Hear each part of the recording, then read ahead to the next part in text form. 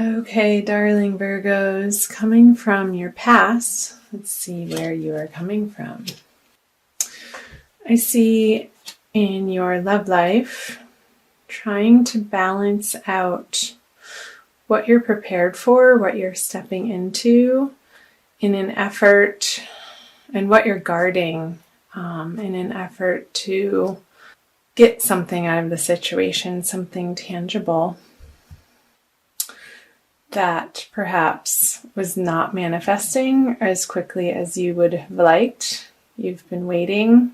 You've been standing at your post here with the nine of wands. I see you're coming from an energy of more moderation in the area of your life of love, perhaps understanding that the balance of the masculine and feminine energies needs to happen within you first before you can experience them on the outer. As within, so without. As below, so above is coming to mind. Just trying to get these straight for you guys. Here we go. That is better.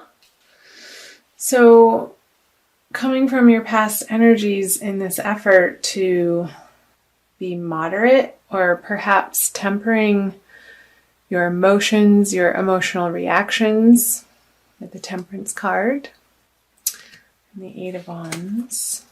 Bring them up closer here. And the Ace of Pentacles in reverse hasn't necessarily given you what you're hoping to get out of this equanimity of being. There's been a delayed reaction of standing your ground, and I'm seeing this as giving it up to God and having faith and standing firm in that belief and knowing that in the future the rewards will come. But in the past, you have not seen them come to fruition as of yet.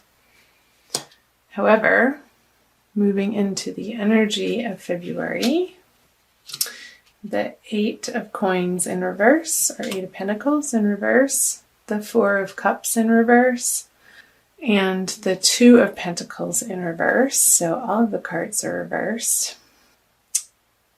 So again, the hard work of what you think you need to be doing in order to perhaps gain somebody's love, perhaps a fire sign. You sort of have been going about it in a fix-it sort of mentality, and you can't solve the problem with the same thinking that created it in the first place. I think Einstein said something to that effect. However, in February, you're putting that efforting down, and you're going to be trying something different. You're letting the hand of God come in, the inspiration, and not have it be so much of a mental effort, but more solid in where you're coming in from an emotional standpoint. And tossing these ideas back and forth, these potential possibilities. Should I go this way with this partner? Should I go that way with that partner? That's going to end. You'll be finding clarity in February.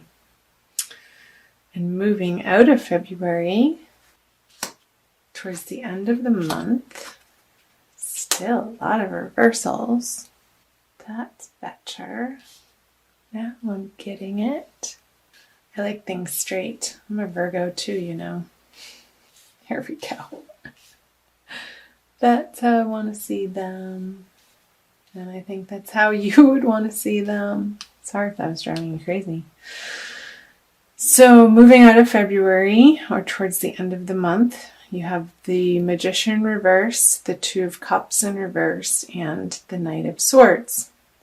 So taking back your own power and knowing that it's not coming from outside of yourself, but it's an inner knowing, an inner faith, I want to say, of the Two of Cups energies blending and letting divine timing take its course, and continuing on that faith and your trust that if your partner isn't completely showing themselves or making themselves known or making the introduction, or you haven't met them yet, in the month of February, you're still going to be working your alchemical magic, but in a more powerful way and a less active way, perhaps in more of meditation instead of outward doing or action, but taking on your love situation from a more passive,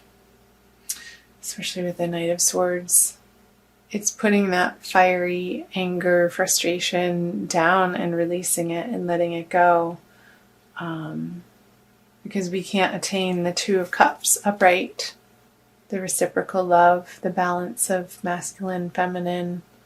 This is the soulmate card, the twin flame card. When we're coming from an angle or a mentality of fighting or must win or must have or need to merge with another person to make us feel better about ourselves or validate ourselves from the outside. Again, the Magician in reverse is pointing to not having to work so hard at it, but sort of trusting and doing your own thing and getting yourself in a happy place. And from that place, your divine, perfect partnership, you'll attract that into your life when you're coming from a balanced, non-trying state of mind.